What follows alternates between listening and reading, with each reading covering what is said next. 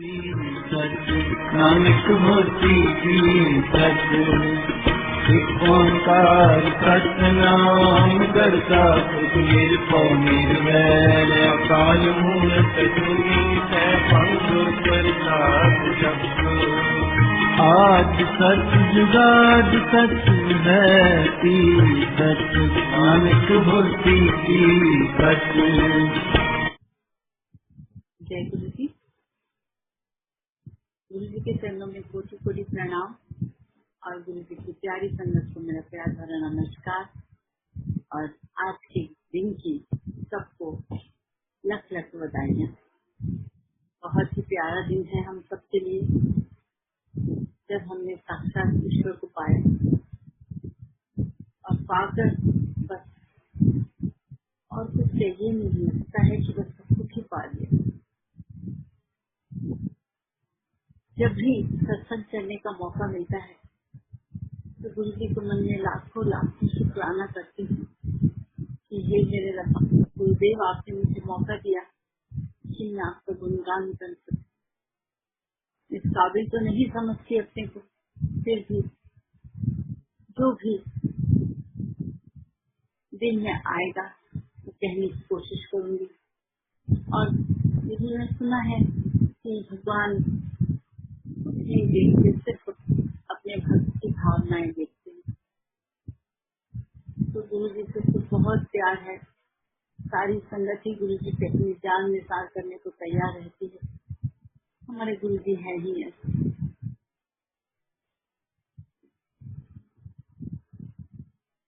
मैं समझती हूँ मैं एक छोटी सी पानी की बूंद हूँ और गुरु जी महासागर है।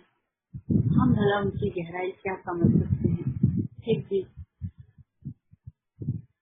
जो भी बन सकता है झूठे फूटे शब्दों में कहना चाहूंगी। और गुरु जी सबकी भावनाएं जानते हैं। अगर आपकी भावना सच्ची है तो जरूर सुनते हैं। गुरु जी भी कहते थे कि अपना पांडा तो साफ करो। पांडा मतलब हमें अंदर अपना अंतरात्मा को साफ करना है। मैं किसकी ब्लेसिंग पाऊँ, तो इसलिए हमें अपने मन को साफ करना है। ये नहीं कि एक दिन साफ कर लिया, हर रोज साफ करना पड़ेगा। हर रोज नई तरह की भावनाएं मन में आती हैं, कोई अच्छी कोई बुरी। तो इसलिए अपने बर्तन को हर रोज साफ करें ताकि हमें गुरु जी की ब्लेसिंग हमेशा मिलती रहे। कैसे कहूँ प्रभु महिमा तेरी,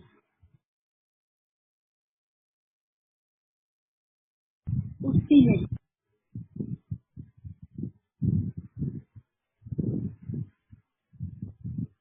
एक दिन थर्सडे का दिन था, गुरु जी के चरणों की सेवा कर रही थी। तो मैंने कहा, बोली आंटी मैं मेरठ जा रहा हूँ, तू भी अंकल के नाल आई। मैंने कहा जी जरूर आऊंगी गुरु जी। बहुत खुशी होती थी जब गुरु जी की आज्ञा होती थी कि हम कहीं उनके पास साथ जाएं। हम लोग मेरठ गए तो बहुत अच्छा लगा।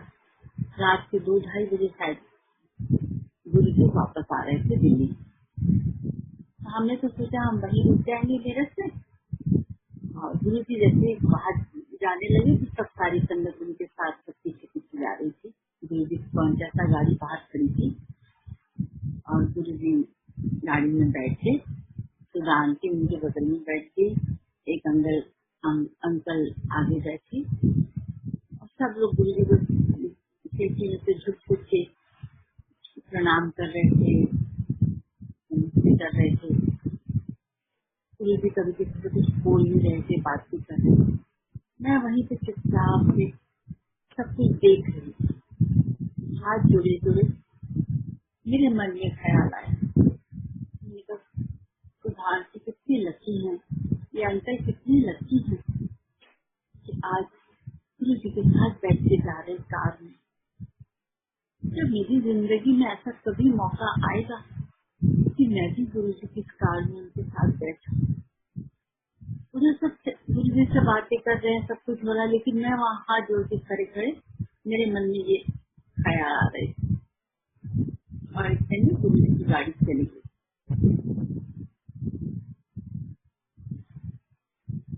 बात की खत्म हो गई। कुछ मैंने सोचा वो मुझे नहीं मेरे पता। जब दिल्ली आ गए गुरु जी, थोड़े दिनों बाद एक दिन गुरु जी मैं बैठी थी तो गुरु जी कहते मली आंटी कनाट पे जाना है, बच्चियां नु नाल लेके आई, ब्याह हैगा उससे। मैं कहा ठीक है। जिस दिन स्कूल जाना था वहाँ पे मैं अपने दोनों बच्चों के साथ ऑफिस की गाड़ी में और मेरी मेड भी साथ में थी, हम लोग चारों जने गए। मैं तो किसी को जानती नहीं थी वहाँ पे। तो गुरु जी के लिए स्टेज बना हुआ था और नीचे गद्दे बिछे हुए थे। तो मैं तो चुपचाप जाके बच्चों के साथ वहाँ पे बैठ गई। बहुत कम लोग अभी आए थे और बाकी जो शादी में मेहमान थे वो सब थे वहाँ पे। 9 बजे के करीब शुरू किया। वहाँ पे गुरु जी स्टेज पे बैठ गए। एक दिन उन्होंने उंगली से अपने इशारा किया मुझे, इधर आओ। मैं उठ के एक गुरु जी के पास बैठ जा। मैं बैठ गई, फिर झुका के बैठी थी। कहते लंगर खा लिया? लेकिन नहीं गुरु जी अभी नहीं खाया। आज तू ना लंगर मेरे नाल करी। तो मैंने सोचा कि अभी शादी में खाएंगे गुरु जी, जो भी खाएंगे मैं भी खाऊंगी गुरु जी के साथ। और फिर संगत आती रही, गुरु जी कभी किसी से बात करते, किसी से कुछ कहते। 11 साढ़े 11 की करीब कहते चलो चलिए। तो गुरु जी कहाँ जाना है? कहते जी तू मेरे नाल चलना है ना, लंगर करांगे। मैंने कहा गुरु जी लंगर कहाँ करना है? जी ऐसे थोड़ी ना करना है, आपकी अपने अंपायर स्टेज जाना है उससे करांगे। मैंने कहा, अच्छा गुरु जी। तो ऐसे तो गुरु जी मैं बच्चों के साथ आती हूँ। नहीं नहीं, बच्चियां के नाल नहीं आना, बच्चे अपनी गड्डी से आ जाएंगे, तू मेरे साथ मेरी गड्डी से रहना आएगा और मेरे साथ जाना है तू। आज मैं मर जाऊँ। मैंने कहा कब मैंने ये तमन्ना की थी और गुरु जी ने आज वो मेरी इच्छा पूरी कर दी। मेरी आंखों से आंसू बहने लगे। मैं कहा कितना दयालु है, छोटी से छोटी बात समझ लेता है। सच कहते इतनी खुशी हुई मुझे। मैंने कहा मेरा कुछ नहीं हुई और मैं पूरे जोश से और नजर के पीछे पीछे चलते जाके गुरु जी बैठे गाड़ी में, फिर मैं बैठी और कोई नहीं था और ड्राइवर अंकल गाड़ी चला रहे। तो गुरु जी ने अपना हाथ मुझे दे दिया गाड़ी में, जब सेवा कर। तो मैं गुरु जी का हाथ पकड़ के उनके हाथ हाथों की सेवा करने लगी, दबाने लगी। और गुरु जी मुझे समझ नहीं आ रहा था क्या बोल रहे थे, कुछ बोल रहे थे लेकिन मुझे कुछ समझ नहीं आ रहा था। कर्नाट स्टेज से एम्पायर स्टेज तक मैं गुरु जी को दोनों हाथ दबाती रही। मेरे खुद के हाथ खुशबू से भर गए। फिर एम्पायर स्टेज में हम लोग गए, गुरु जी अपने रूम में चले गए और कोई नहीं था। मेरे बच्चे भी आ गए, वो मेरी कजिन भी आ गई। हम लोग तीनों जने, 4 जने और गुरु जी, बस और कोई नहीं था। तो गुरु जी ने आके कहा चलो लंगर लगाओ। तो थोड़ी देर में लंगर आ गया। सरसों का साग था, मक्की की रोटी। तो हम लोग ने खाना शुरू किया। गुरु जी भी खा रहे थे अपनी गद्दी पे बैठ के। खाते खाते कहते एला साग ले ला। मुझे अपनी कटोरी दे दी। आप सोचिए जब ईश्वर खुद अपने हाथ से दे तो एक भक्त की क्या अवस्था हो। इंसान इससे खुशी बड़ी मेरी जिंदगी में कुछ हो नहीं सकती। और न खुशी मुझे वो साग खाने लगी। फिर एक गुरु जी के लिए और साग आ गए। श्री गुरु जी ने अपनी आधी मक्की की रोटी तोड़ के मुझे दी। ले ये भी खा। मैं मन में सोचती कितना प्रेम करते हो तुम, हम इस लायक भी नहीं होते तभी तुम इतना प्रेम करते। आंसू बहते रहे मेरे, उन्हें खाती रही। थोड़ी देर बाद आज मली आंटी ने शक्कर देसी घ्यो पा के शक्कर लेके आ।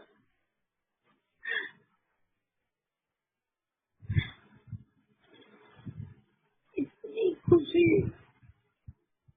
वो मेरी जिंदगी में दोबारा मौका नहीं आया। इससे मैं गरम गरम शक्कर देसी घी डाल के आ गया, वो भी मैंने खाया। उसके बाद गुरु जी के लिए एप्पल आए, वो भी उन्होंने मुझे दिए। अमरूद काट के आए, वो भी मैंने मुझे दिए। बच्चे भी थे वहाँ पे, लेकिन बच्चों को नहीं दिया, मुझे दिया। खा के मैं तो मन में कह रही थी आज तो मैं निहाल हो गई, क्या मांग सकती हूँ। सामने ईश्वर बैठे हैं और वो अपने हाथों से दे रहे हैं। कभी समझ रही थी कृष्ण बैठे हैं सुदामा, मैं खुद को सुदामा समझ रही थी। कभी सोचती थी राम है, मैं शबरी हूँ। ऐसे ही तो ईश्वर अपने भक्तों से प्यार करते हैं, सबसे ही प्यार करते हैं वो तो। लेकिन कभी कभी उनकी विशेष कृपा मिल जाती है, वो भी ना जाने कौन से पिछले जन्म के अच्छे कर्म होंगे।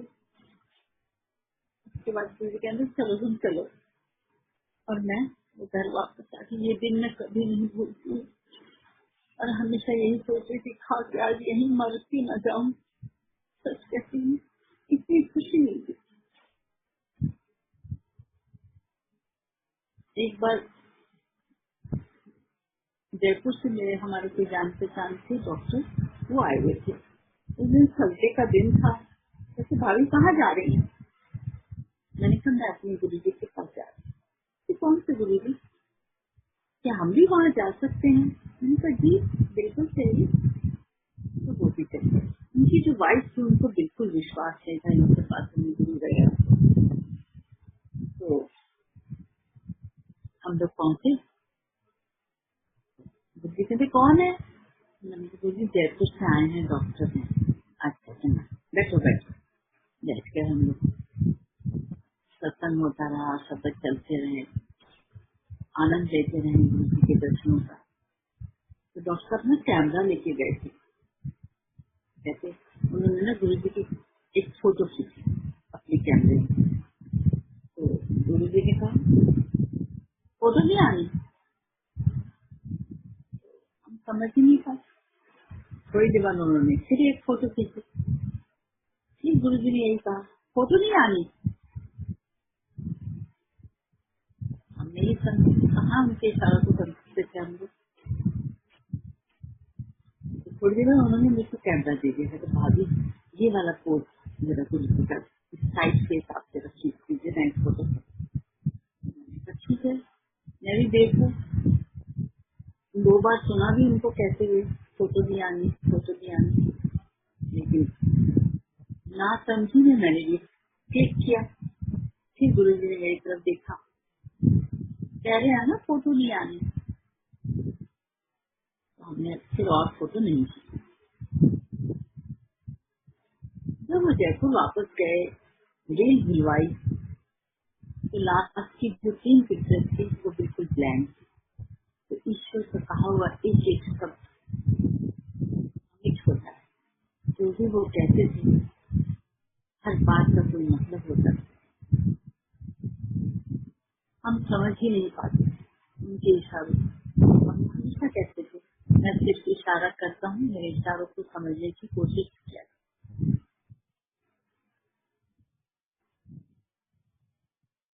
गुरु जी बहुत कम बोलते थे और हम लोग की अपनी भी खुद की हिम्मत नहीं होती थी कि हम जाके उनसे कुछ कहें, लेकिन कहने की जरूरत भी नहीं होती थी।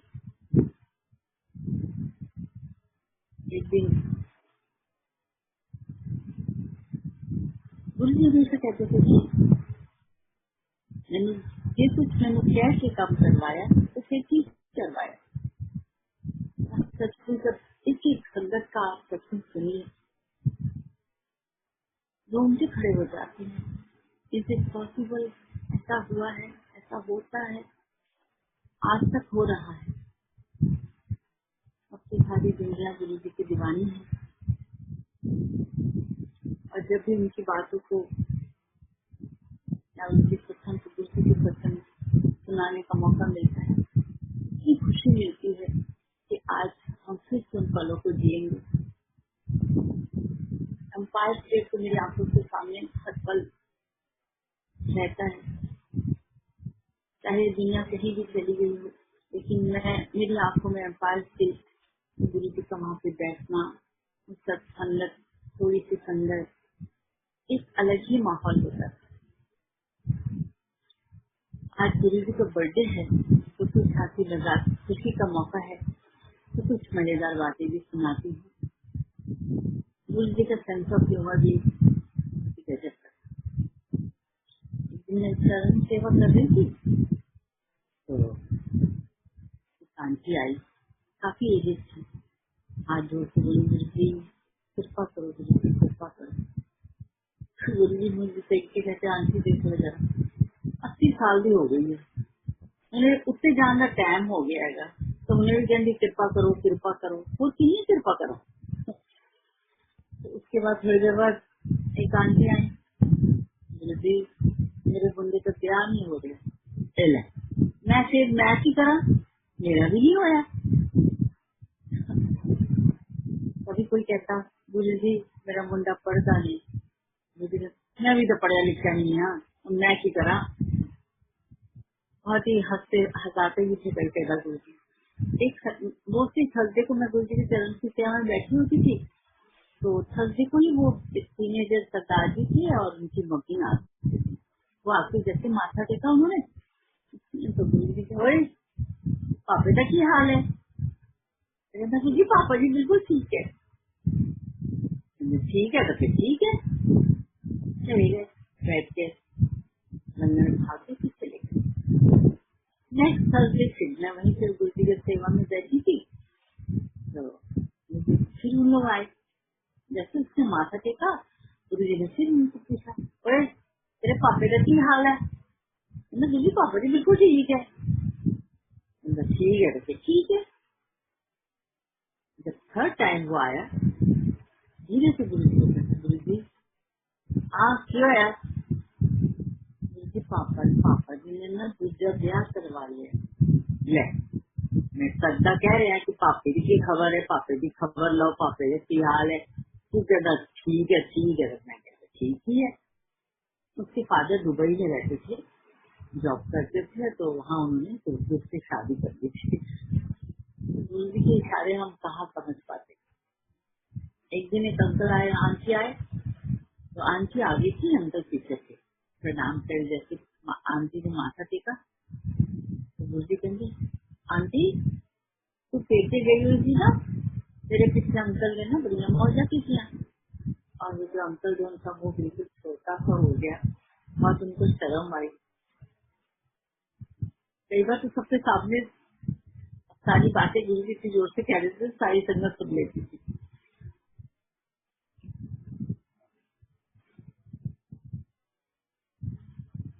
गुरु जी हमेशा कर्म कांडों और ये रूटी पूजा पाठ इनको हमेशा कहते थे, इन्हें सुना पिया करो, पंडिता भी चक्र सुना पिया करो,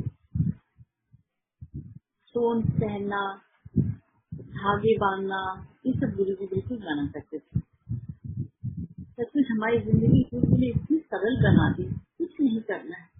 गुरु जी कहते ज्यादा पूजा पाठ ना करा करो, बड़ी हौमे आ जाती है। हाँ मैं तो आधा घंटा पूजा की, मंत्र जाप किते, एक किया, इससे ना हौमे नहीं आनी चाहिए। उठते बैठते सोते जागते गुरु ने याद करो। क्या शब्द भी है ना, नित्य जपीए सांस रात पर नाम प्रकृतिकार। तो हमें हमेशा चलते फिरते उससे बैठ करके उसको याद करना है। अपने एक सांस भी ऐसा न आए जिसमें उसकी याद न हो।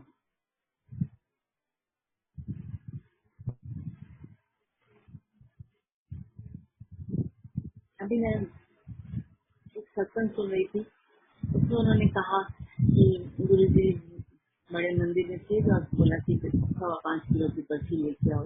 रात को 1 बजे कहाँ से पर्ची मिलेगी, लेकिन जब उन्होंने कहा होगा तो उनका अरेंजमेंट भी किया होगा और सचमुच से वो पर्ची लेके आए। इसी तरह मेरे साथ भी हुआ। मैं 11 साढ़े 11 बजे गुरु जी आ गया थी, तो कहने लगे आज जब जाएंगे ना तो अंकल ये रास्ते से ना पर्ची जलेबियाँ लेके जाएंगे टिक्का। मैं 11-12 बज रहे हैं, कहाँ से मिलेगी जलेबी, कौन बैठा होगा रास्ते में, कोई चल रहा होगा। और बस जिस रास्ते से हम लोग जाते थे वहाँ जैसा कुछ कोई था भी नहीं। फिर भी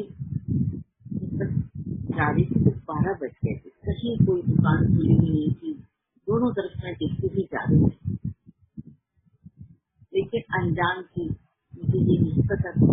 जब उन्होंने अपने मुंह से ये शब्द निकाले हैं तो इंतजाम भी उन्होंने जरूर करके रखा हो। और जब सारे रास्ते देखती जा रही, कहीं कोई से दिख गया, कहीं कोई से दिख गया।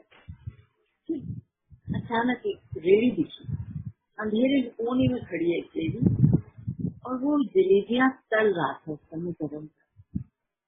मैं तो खुश हो गई, फटाफट उठी, एक और जलेबी ली और घर जाकर अंतर को दी। मैंने कहा ये लीजिए, तो ये कहाँ से लाई?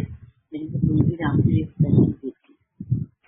कहते हैं एक दिन इनकी तबीयत खराब थी बहुत, तो मैंने कहा चलो तुम आज तबीयत खराब है तो क्या हुआ, चलो गुरु जी के वहाँ जाके लंगर खा लेना, गुरु जी के दर्शन कर लेना, ठीक हो जाओगे, अच्छा लगेगा। कहते नहीं मैं नहीं जा रहा, तू जाके ना गुरु जी ने कह देखिए अंकल की तबीयत ठीक है। मैं कहा ठीक है जैसे आपकी मर्जी। मैं गई, गुरु जी वॉक करके आए थे, बैठे हुए थे किचन के पास। तो मैंने चरणों में प्रणाम किया, बड़ी हिम्मत करके कहा गुरु जी आज अंकल जी ने तबीयत ठीक थी। फिर मैं की करा, जा बैठ जाओ थे। शर्म आई, मैंने कहा नाराजगी से कहा है, और सच में नाराज होने की बात ही भी है। तबीयत ठीक नहीं है, घर में बैठे बैठे तुम ऑर्डर दोगे तो जाओ गुरु जी को बोल दो, आने में क्या तकलीफ। अगर हम प्यासे हैं तो हमें गुरु जी के पास तो जाना ही पड़ेगा। और मैं वहाँ चुपचाप से बैठ गई और मेरे आंखें निकलते रहे, मैं रोती रही और सारी संगत भी देख रही थी। आपको मलियान जी को डांस भी है। थोड़ी देर बाद गुरु जी अपने रूम में चले गए और चोला बदल के आ गए। लंगर लग गया, लंगर खाया, खा के 10 बजे का टाइम था, मैं प्रणाम मेरे को आज्ञा मिल गई, गुरु जी ने कहा चलो चलो। मैं उसके जैसे ही उनके चरणों में माथा टेका, कहते अंकल ने ना रोटी से सब्जी रखवाई है किचन से, जानने वाले ले लें। मैंने कहा किचन को जांच लें, और ऊपर कितना दूसरी कितना ख्याल है उनको, रोटी रखी है, सब्जी रखी है अंकल के लिए। मैंने मन ही मन में बहुत बहुत थैंक्स किया गुरु जी को। और एल्यूमिनियम फिक्स करने गई, एल्यूमिनियम फॉइल में गोभी आलू की सब्जी थी, रोटी में बना हुआ पैकेट बना हुआ, मैं लेके गई और उनको देखी।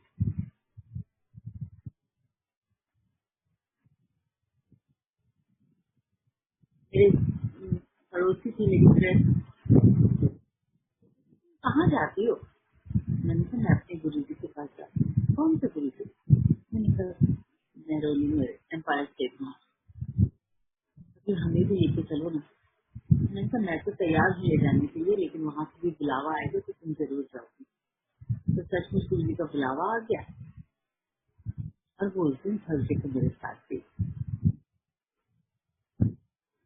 जाके जैसे मैंने माथा देखा तो गुरु जी कहते हाँ कौन आया? ये तो गुरु जी मेरी फ्रेंड है मधु। तो मधु की तरफ देखी कहते हाँ चलिए आंटी है, बैठो। हम लोग बैठे। तो एक दिन गुरुजी ने मुझे अपने पास बुला लिया, मैं चरण दबाने लग गई। दबाते दबाते फिर गुरुजी ने मेरी फ्रेंड को इशारा दे करा, तो वो भी हटा के बैठ गई। तो गुरुजी कहते तेरे काट के ग्रीन कलर के पर्दे लगे हुए हैं। हाँ जी गुरुजी। तो कड़ी बनानी है, रसोई से खड़े खड़े ही खा लेनी है, कटोरी की बात है, कढ़ाई से बनानी है कड़ी। हाँ जी गुरुजी, ये सब बातें मुझे भी नहीं पता। फिर कहते हैं नवी नोटा दिया गटिया कपड़े से लुको लुको के रख दी है। हाँ जी गुरुजी, तेरे घर से ना 28 टैक्सियां है। पता नहीं गुरुजी, यार कल सवेरे जाके गिन नहीं, 28 टैक्सियां है।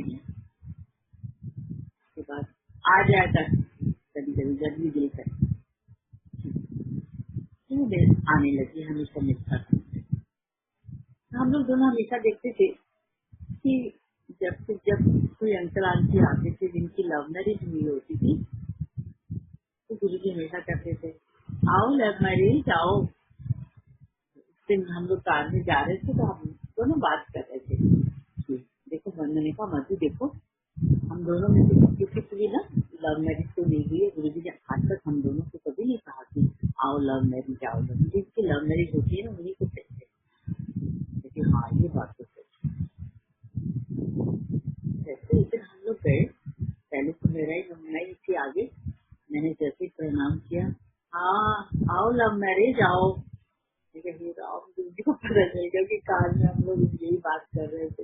उससे कुछ छुपा नहीं है, क्या छुपा सकते हैं उससे। मेरी लेट कजन थी जो फुल टाइम मेरे पास ही रहती थी, 7 क्वार्टर में, उसको हार्ट प्रॉब्लम, डॉक्टर ने कहा था कि बाईपास सर्जरी होगी। तो वो बोली मेरे पास इतने पैसे नहीं है कि मैं बाईपास सर्जरी करवा सकूँ।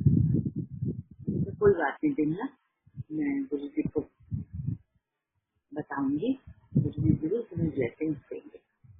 तो उस दिन मेरी गुरुजी के चरण सेवा कर रही थी, तो करते करते मैंने कहा गुरुजी तो मेरे हमारी काम कर दिए है, उसको हार्ट प्रॉब्लम है और डॉक्टर ने ना बाईपास सर्जरी के लिए कहा है।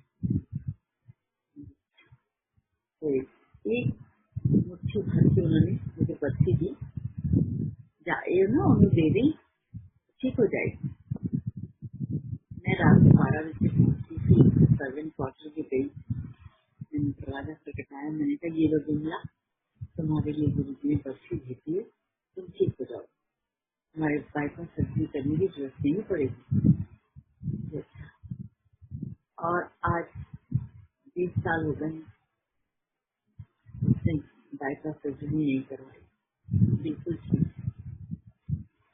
कौन सी, तो सभी जानते हैं गुरुजी के दरबार में कौन सी बीमारी, कौन सी परेशानी, हर दवा में हर चीज की दवा मिलती है।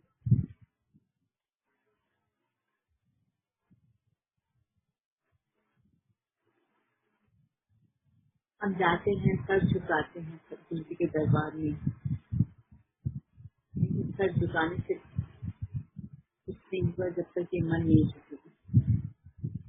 गुरुजी हमेशा दूसरों की सेवा करने में, दूसरों की मदद करने के लिए कहते थे, गरीबों की मदद करने के लिए कहते थे।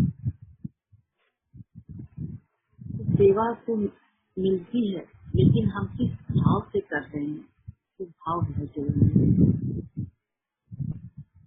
मुझे एक अंकल का सत्संग सुन रही थी मैं, कि जैसे कि मैं नया नया, मैं मुझे कुछ मालूम नहीं था, लेकिन उनकी बहुत तमन्ना थी कि उन्हें सेवा मिलेगी। तो उन्होंने पूछा भी कि क्या ऐसी सेवा मिलती, तो बोले ऐसे नहीं मिलती, आप वहाँ पे जाके नाम लिखाइए, फिर आपको बताएंगे क्या है क्या नहीं, मिलेगी कि नहीं मिलेगी। फिर मैंने सोचा मैं क्या करूँ, चलो उस दिन मैं उन्होंने 3-4 पॉलिसी अपने घर से लिए, जैसे जो जहाँ गाड़ियाँ बाहर रुकती है वहां से लेके अंदर रास्ते तक मैंने चलना शुरू किया। और उस रास्ते में जिस रास्ते से संगत आती थी और जिस रास्ते से संगत जाती थी, वहाँ जहाँ कुछ भी गिरा मिल रहा था जाके संगत के पैरों में न चुके, मैंने वही उठाना शुरू कर दिया।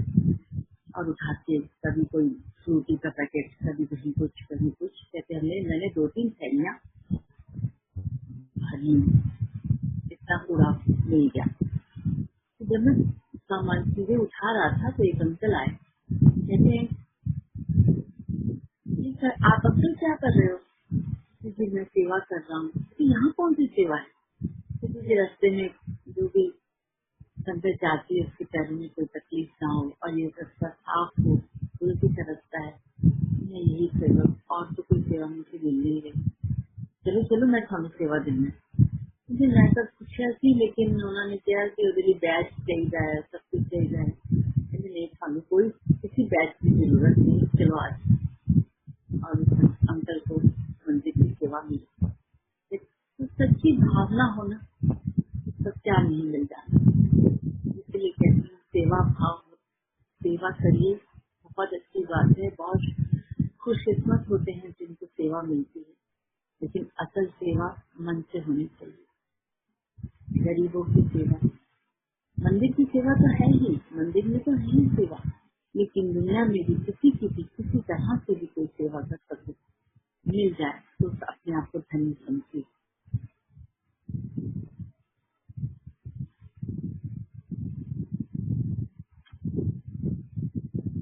मैं तो कहती हूँ सब चीजें कृपा निधान, हम हर गुण गावेंगे, हाँ तुम ही करो नित आस, प्रभु मोहि कब गले लावेंगे। बिजली का वो गले लगाना मुझे हमेशा याद आता है। इतना प्यार करते हैं गुरु। और एक दिन मैंने गुरु जी से कहा कि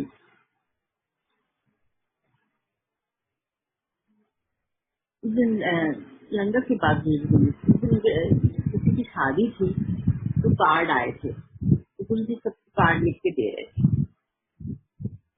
जब कार्ड लिख रहे थे तो हवा से कि जो उन्होंने चोला पहना हुआ था वो उड़ रहा था और पेन के निशान उसमें लग रहे थे। जब 8 बज गए, लंगर खा लिया हम लोगों ने, तो गुरु जी ने मुझे कहा, मैंने आज्ञा ली, गुरु से प्रणाम किया, लेकिन मिली आंटी आज ना तेन मैं अपना ये चोला पाया हो ना, मैं कि तेन भेजांगा, गिफ्ट लेके आएगा। गुरु जी कोई ना, गिफ्ट के हाथों भेजांगा मैं अपना चोला। ठीक है। मैं घर पहुंची, मैंने इनसे कहा कि आज का मैं गेस्ट रूम में सो रही हूँ, क्योंकि गुरु जी ने अपना चोला भेजना है, वो पता नहीं कब आएंगे रात को, तो पता नहीं मुझे अपने बच्चों में घंटी की आवाज सुने या ना सुने, तो मैं वहाँ सो रही हूँ। बोले ठीक है कोई बात नहीं।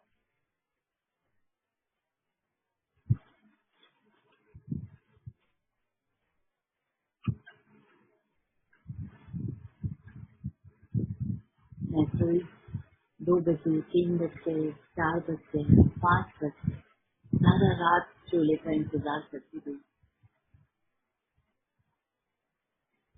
6 बजे उठने का समय हो गया। मैंने कहा गुरु जी शायद भूल गए, कोई बात नहीं, चलो दिन जो भी काम होते हैं दिन भर के वो शुरू हो गए। शाम को 5 बजे युक्ति आए, घंटी बजे युक्ति आए, चोला भेजा। मैंने तो युक्ति मैं तो सारा रात इंतजार कर रही थी, कोई नहीं। मैंने हाँ के सुबह 4 बजे तो गुरु जी मुझे आज्ञा दी, इस ऑफिस चला गया, वापस वहाँ से आके वापसी ये चोला लेके आया। वो चोला मेरे पास है और वो पेन के निशान भी उसमें वैसे ही बने हुए हैं। जब भी देखती हूँ वो पल याद आ जाती है। एक दिन गुरु जी ने अपने दोनों जोड़े उठाए, अपने इले तब मैं नहीं, मुझे कुछ पता भी नहीं था। मैं सोची ये क्यों दे रहे हैं मुझे, मैं क्या करूँगी इसका, ऐसे रख ला, ब्लेसिंग है गया। गुरु जी का वो चोला और वो गुरु जी के जोड़ा, जब भी सत्संग करती हूँ घर में दोनों चीजें रखती हूँ। आज भी हम लोगों ने सत्संग किया, ये सारी गुरु जी की ब्लेसिंग्स ली। दोनों बच्चे इतने खुश थे, डांस कर रहे थे और हैप्पी बर्थडे गुरु जी, हैप्पी बर्थडे गुरु जी। बहुत अच्छा लग रहा था।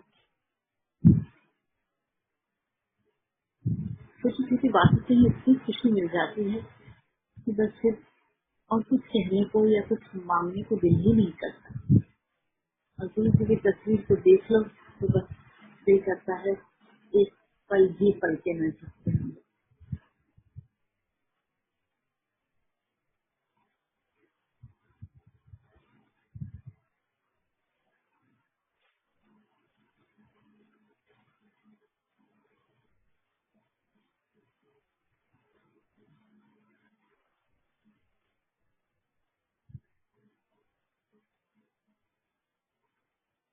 यही चाहती हूँ कि गुरु जी अपने चरणों से रखे हमें, अपनी भक्ति दे। जैसा वो चाहे हम वैसा करते, जैसा वो चाहे वो हम वही करें, और जिस हाल में भी वो रखे हम खुश रहें। वो तो कहते थे मैं थानू नींबू वांगर निचोड़ा में, बहुत दुख तकलीफ भी आएगी जीवन में, ये ना समझ ली कि मैं हैगा कर दुख तकलीफ बीमारियां नहीं आएंगे, सब कुछ होगा, लेकिन मन में विश्वास रखना, कुछ भी हो जाए मैं हूँ तुम्हारे साथ। और सचमुच बड़ी से बड़ी तकलीफ आती है और कब चली जाती है पता भी नहीं चलता। महसूस भी नहीं होने देते गुरु जी। और गुरु जी से जब कभी भी मैं देखती हूँ, गुरु जी से प्रार्थना करती हूँ, गुरु जी बहुत दिन हो गए दर्शन नहीं हुए आपके, गुरु जी के दर्शन मिलते हैं। और गुरु जी के दर्शन हमेशा सुबह 4 बजे के करीब ही होते हैं।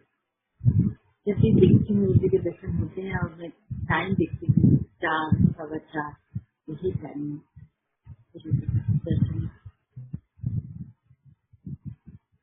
लेकिन गुरु जी के चरण दबा रही थी तो एक आंटी आई, गुरु जी मेरे से कहने लगी, आंटी दूसरा पैर मैं दबा लूं? गुरु जी कहते ठीक है है।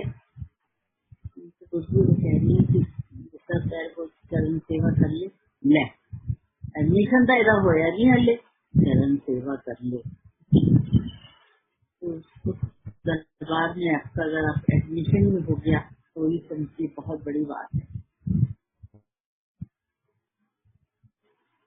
जो पल भी बिताए हैं वो अनमोल है, पिछले जन्मों के पुण्य कर्म का फल है, और हमें उनकी ब्लेसिंग्स को हर रोज मल्टीप्लाई करना है, अच्छा सोच के, अच्छे कर्म करके, प्यार करके। जो गुरु जी से हमेशा आज तक सबको मिल रहा है, और इतना मिल रहा है कि हम फूले नहीं समाते।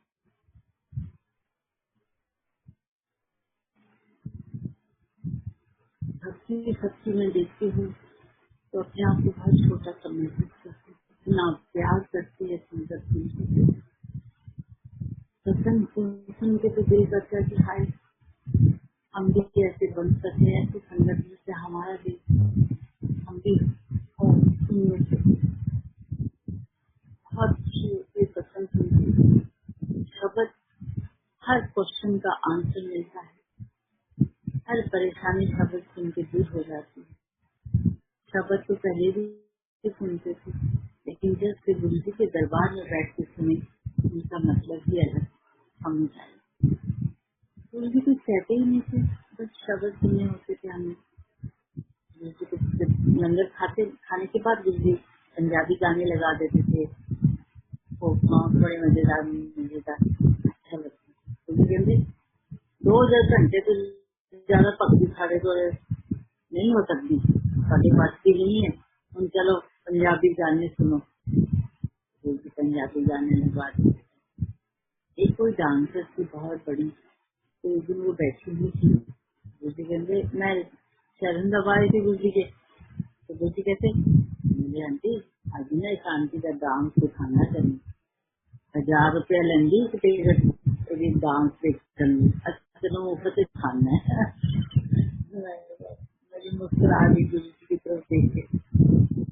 एक आंटी आती थी, उनके खूब लंबे लंबे वो झुमके पहन के आती। जब भी वो आने एंटर करती थी तो बोली आंटी देख ला आ गई है झुमकिया वाली।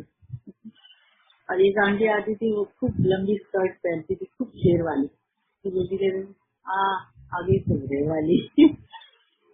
बहुत कभी कभी बहुत मजाक भी करते थे, हंसते भी थे। बहुत प्यारे हैं हमारे गुरु जी, क्या कहो, शब्द नहीं मिलते एकदम। कई बार तो हमेशा ऐसा लगता है कि क्या कहें आप, कैसे कहें।